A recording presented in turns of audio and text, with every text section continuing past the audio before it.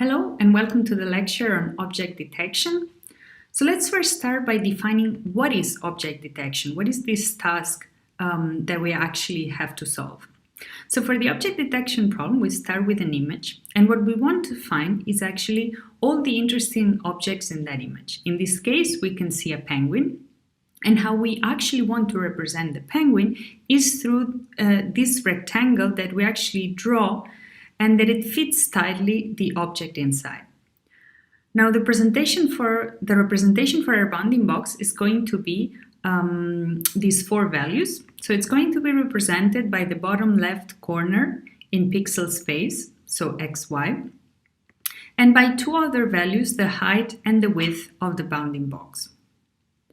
Now, of course, the object detection problem is not as easy as it seems. So the type of scenes and the type of objects that we're interested in detecting in 2020 are actually these types of scenes. So you can see that many objects are overlapping each other. We have different objects, different semantic categories that are actually assigned or attached to each of the bounding box.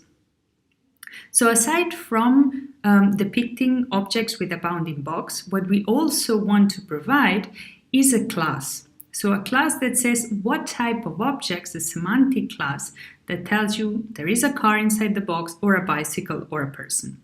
So we actually want to build this a generic object detection method that can detect all these types of objects and actually draw a bounding box around them and at the same time assign a class to them. So let's start with a bit of history, nothing about deep learning just yet.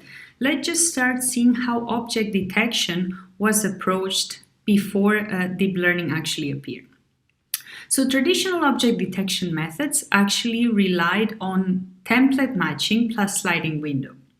So in our case, what we had was an image with different objects, in this case, these flamingos, and we actually had a template which was, let's say, a small image that depicted one object that we actually wanted to detect.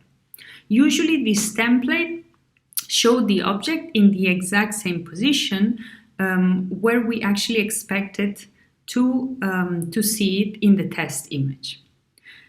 And then how we would actually use this template is with a sliding window approach.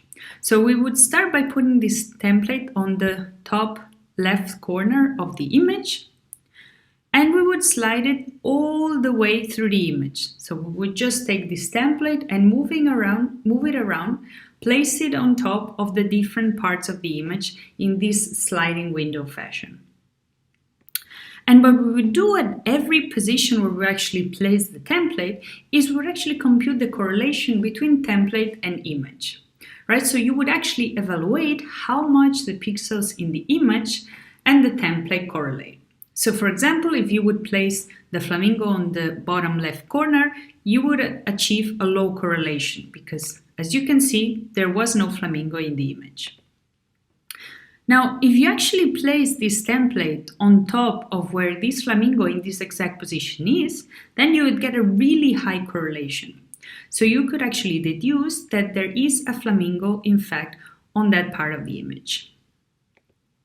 Now, of course, this is a very kind of rudimentary approach, and it has tons of problems. So the first problem is that if the flamingo is partially covered, which is normal in the scenes that we have seen with all the cars and the bikers, objects occluding each other, so often you have to detect objects that are almost fully occluded. So in this case, if we were to place this occluder, this blue box on top of this flamingo, suddenly when we put the template on top of that position, we would get a low correlation instead of a high correlation. So template matching plus sliding window doesn't really work well with occlusions. So first condition that we need for the template matching approach to work is that we need to see the whole object or almost all of the object. And we actually also need to have the exact instance of the object. Right, so how we can see it in this example of a chair is that our template doesn't include the class chair for all types of chair objects, but includes one specific chair. So if we see that specific model of the chair in our test image, then we will be able to detect it. If we see a different shape, like we can see here on the left, there are different appearances and shapes for chairs. So if we suddenly now find another type of chair, then we will not be able to detect it. So template matching only works given an instance of an object, but not the class of objects. And furthermore, this instance has to be shown in the exact same pose. So you can see on the right, we have 3 chairs, which are displayed in different poses, and this actually also doesn't work for the template matching. So in real life, objects actually have an unknown position, they have an unknown scale, unknown aspect ratio, unknown pose. So actually the search pace is really searched very inefficiently with a sliding window. So imagine that you have your flamingo and suddenly your flamingo is a bit further away from the image, so it's displayed a little bit smaller. You would actually have to test not only different positions where you should place your template, but you should also try different scales of your template to actually detect flamingos that are a bit further away from the camera. So there are a lot of conditions that need to be fulfilled for this template matching plus sliding window approach to actually work. So instead of this approach, object detection methods actually moved quickly towards the paradigm of feature extraction plus classification. And the best detector to exemplify this is the Viola and Jones detector. So this was kind of the first detector that worked really well with this paradigm of feature extraction plus classification. So it was presented in 2001, as you can see in this reference below. And the main idea was that the method would actually learn, so here there's already a bit of machine learning involved. So the method would actually learn multiple weak learners to build a strong classifier. And what this actually means is that you would actually learn to make a lot of small decisions, and then you would combine them to make a strong final decision. So let's see with an example here. So the Viola and Jones detector worked with a feature extraction method with hard features. And these were features like you can see here on the screen. So this kind of, for example, dark bar with a white bar at the bottom. And it was used mainly for face detection. So you can see, for example, in the area of the eyes, you have the eyes which are darker than this part here of the nose. So this horizontal pattern actually fits pretty well to this front part, this upper part of the eyes. While you can see the other feature, which are these 2 dark bars with a white bar in the middle. This actually fits pretty well towards the 2 dark areas of the eyes and the bright area of the nose. So you would actually take these hard features and you would slide them through the image, and whenever these 2 features would actually coincide with the eye region of a face, they would fire and they would say, hey, there's really a strong correlation in this area. So these 2 features were actually used to detect faces. Now, how this would work in detail would be, first, you would need to select your highlight features, right? These are handcrafted features, so you actually need to come up with these features yourself. Then, on a second step, you would actually evaluate these features, essentially the sliding window approach. But in order to do it fast, you do it using what is called an integral image. So you can actually Google for this concept because we don't have really time to explain it here, but it's really a concept that is used quite a lot in classic computer vision.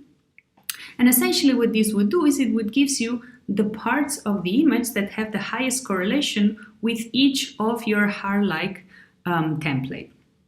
And in step 3, you would actually go for the machine learning part.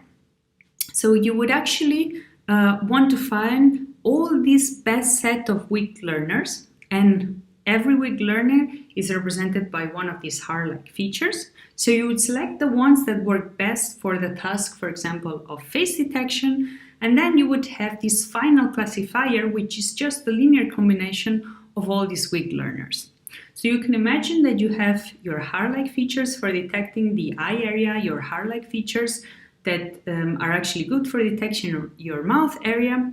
You would combine all these tiny features, all these small decisions, these weak learners, and you would create a strong face classifier. So this actually works pretty well. You can see some of the results here. Now, especially for frontal faces, this works really well. Of course, once you start having, for example, in this case, some face that looks sideways, the hair-like features actually don't overlap so well with this type of side faces, and so the Viola and Jones detector was actually not able to detect that type of faces. But otherwise, it worked actually really well. Okay, so a second approach that is actually very, very famous and works with the feature extraction plus classification paradigm is the histogram of oriented gradients detector, or HOG detector. And these are actually a more advanced set of features, right? So if you want to improve upon this paradigm, if you want to improve, you can actually go for improving the features or improving the classification itself, so the machine learning algorithm. So in this case, they did both, right? So they presented a new set of features called the histogram of oriented gradients. So in this case, they start from this very, very strong notion that we use in image processing and in computer vision, which is the gradient of an image. So you can see here gradients depicted with these blue arrows. And basically, they show the direction of greatest change of the image. And this is actually really interesting because if you look at how objects are represented, generally you would start drawing an object by drawing its edges, right? So the contour of the object. And this is a place where you're very, very likely to actually find a strong gradient, right? So you see, for example, you have here the end of my arm, and this would have a very strong gradient with a wall behind because it's really wide. So gradients are actually a very strong cue in image processing and in computer vision to perform, for example, object detection. So what they would do is they would compute, this paper in particular and the HOG feature were actually presented for person detection. So this is why you will see a lot of silhouettes of person depicted in this presentation. And what they would observe then is that a standing person, right? So we're not going to detect persons in different poses, but we're going to detect standing pedestrians. And what they observe is that actually if you take the average gradient image over all training samples for pedestrian detection, you would already almost obtain the shape of this person. So the gradient is actually a really, really strong information. So they said, okay, let's actually create a descriptor that exploits that. So how they did it is they would take an image and they would compute the gradients in dense grids. So they would divide the image in a grid and they would compute all of the gradients in those dense grids. And then they would create a histogram with those gradients. So you can see here all this type of representation of the gradients in the different directions. So they would actually create a histogram with all of these gradients within this patch of the image. And then essentially they would go for the classification, right? So these are your features, the features that you're going to use. And then they would start by computing these features on a training set. Then they would choose a set of images that do not contain that object and also compute the features there. And finally, they would train an SVM classifier, support vector machine classifier, on the two sets, and they would actually detect what is the difference from the training set that actually contains the person. So what is the difference between those features there and the features computed on the images that do not contain a person, right? So they would basically use these features and then train a classifier to predict yes or no, is there a person or is there not a person?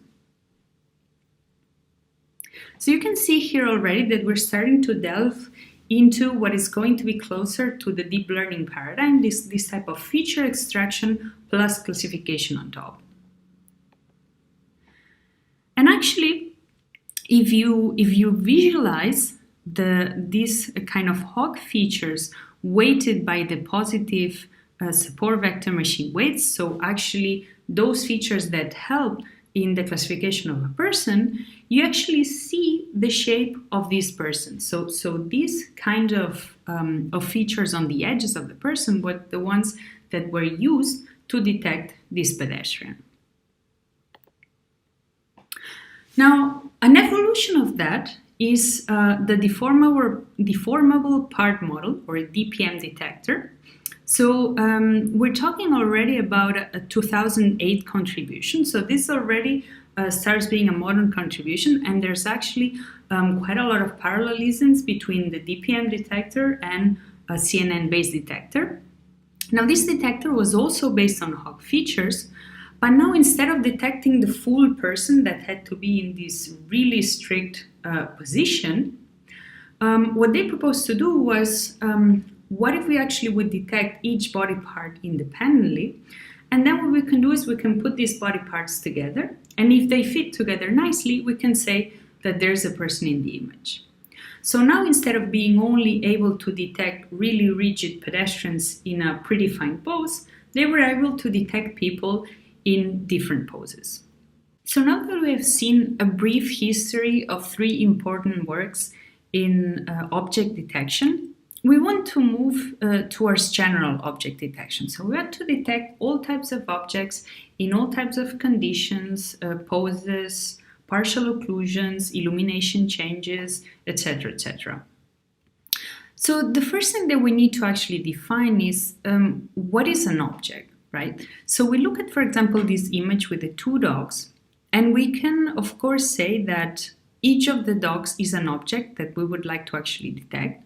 But for example, the grass in the background is not really an object, right? So we have this inherent concept of what is an object, and we would actually need a generic class-agnostic objectness measure, right? So we would like to know for each region in the image how likely it is to contain an object.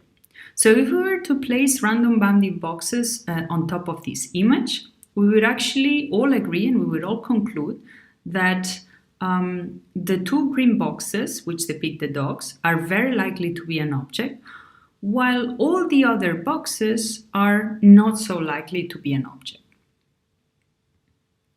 So using this measure, we can actually create what is called object proposals, so regions of interest where we think there might be an object, and what we actually want to focus all of our learning, all of the power of learning to differentiate whether this is an object or not, and furthermore whether this is a dog or a car or any type of object that we would like to detect.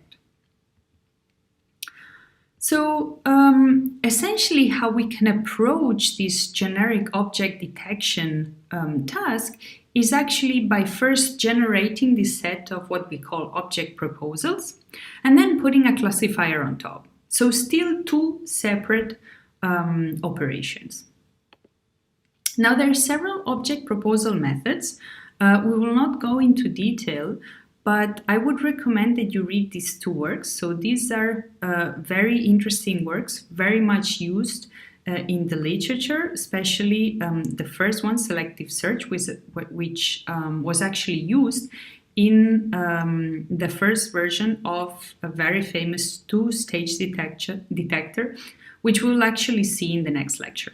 So I would recommend that you read both of these works, which are object proposal methods. Now, of course, what happens with object proposal methods is they look at all the image and they start proposing parts of the image which are likely to contain an object. But it doesn't mean that we actually get one perfect box around the object, one perfect box around another object. We actually obtain from these methods many boxes that are trying to explain one object. So in this case, we can see all of these boxes placed roughly around the truck, but in different scales, slightly different positions. So in order to make this efficient, we actually need a method that keeps only the best boxes. So we don't need to evaluate all of these boxes to see whether there's a truck in there. So we would actually prefer to first select the most promising boxes that are actually overlapping this object.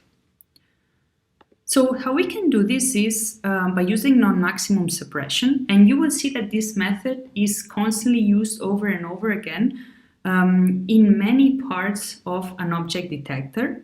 So this is a very important method that is used widely in the literature. And what essentially it does is it looks at these three boxes that are on top of the truck, and it selects the one that best fits the object according to some measure that we actually need to define. And so how it works essentially is you actually start with an anchor box. So you start with one of the boxes. Then you look for another box that is overlapping your box. If they overlap more than a threshold, and this threshold is actually a hyperparameter that you have to kind of play around with, then you're going to discard the box I if the score is lower than the score of the box J. So essentially, if I have two boxes that are overlapping each other quite a lot, it's very likely that they're both depicting the same object. So you actually take the one with the highest score. And there are two things, right, that we need to define. First of all, how much overlap do we want to have, and how do we measure overlap between the bounding boxes? And then the score. So of course, this depends on the task at hand. Now, as for region overlap, typically in object detection, we measure region overlap with the intersection over union, also called the Jacquard index. So here we have two boxes, A and B, and you can compute two measures. You can compute the intersection, which is essentially this blue area in the middle. So the part of the image in which the two boxes overlap. And then you can compute the union of the two boxes. So what is the total area that the two boxes span? And basically now you compute the intersection over union, or the Jacquard index, as the intersection divided by the union. So essentially a Jacquard index that is going to be really hard, or an intersection over union is going to be really high if the intersection and the union are very similar, right? So you can imagine the two bounding boxes that are closer and closer together. So the intersection is increasing quite a lot, and the union is slowly becoming almost the same as the intersection, right? So this is where you're going to have a really high intersection over union. Now, another possibility is that the intersection between two bounding boxes is really large, but the bounding boxes are so large that the union is even larger, right? So this is why we actually use the division of intersection over union, because it can be that two very small bounding boxes overlap quite a lot and therefore depict almost the same object. And it can be that two large bounding boxes overlap the same amount as the small ones, so the intersection is exactly the same, but the union is really large. So they are most likely not depicting the same object. So this is why we actually cannot use only the intersection, but we need the intersection divided by the union of the two bounding boxes to kind of take into account the scale of the bounding box. So once we have defined the overlap, we need to define this hyperparameter. And this is actually a really important hyperparameter. So what this is telling you is that you're not going to allow bounding boxes that are overlapping more than this threshold here. So what happens then is that if you have a really crowded scene, you have a lot of persons walking around, and you actually want to detect persons that are overlapping heavily with one another, which is a very common case if the scene is really crowded. If you have two persons that are overlapping, let's say with an intersection over union of 0.7, and you set this threshold, this NMS threshold to 0.6, it means that you will never be able to represent these two pedestrians, these two objects that are overlapping more than this threshold here. So this threshold is actually really important, and you kind of have to play around with it depending on whether you want to detect objects that are overlapping more or less.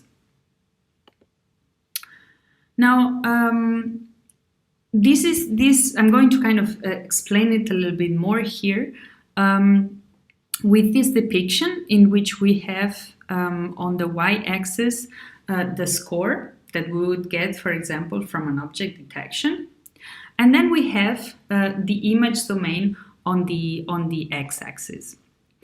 So what is happening is we have two detections, right?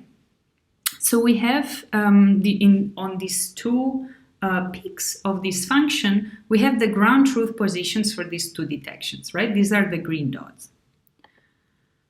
So if we actually choose a very narrow threshold, what's going to happen is we're going to start from this position, and we're going to look around, and we're going to say, within this threshold, is any detection, or does any detection have a higher score than me?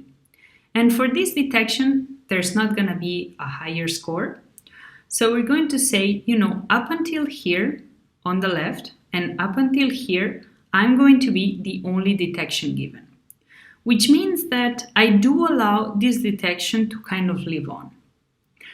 Now, what happens if you have a very narrow threshold is that you can have what is called false positives. So you can have detections, in this case, the two red dots, which are actually, these detections are allowed to survive after non-maximum suppression, but these are not really detections. These are just points that are outside of these thresholds, and you can see this is the point with the highest score, and this is the point with the highest score outside of this threshold. So with a narrow threshold, we get the two ground positions nicely detected, but we also have two false positives.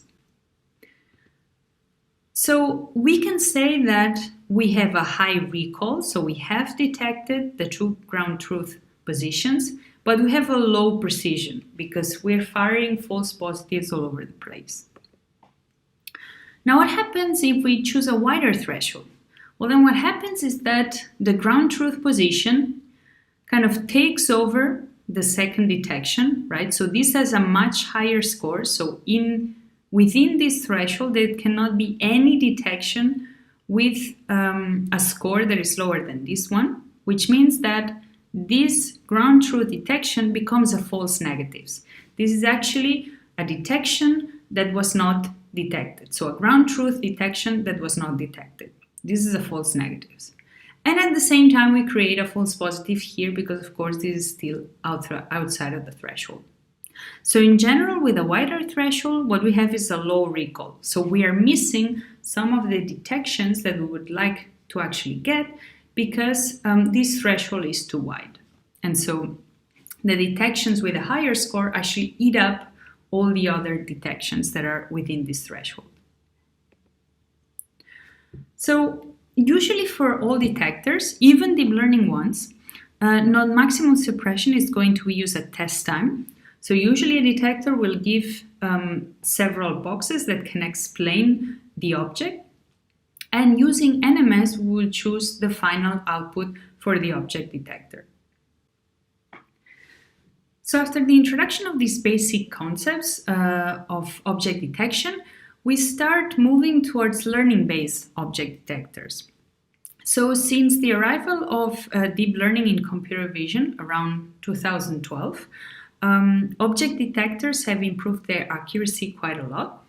And in the next two lectures, we will cover two types of deep learning-based object detectors, the one-stage detectors and the two-stage detectors.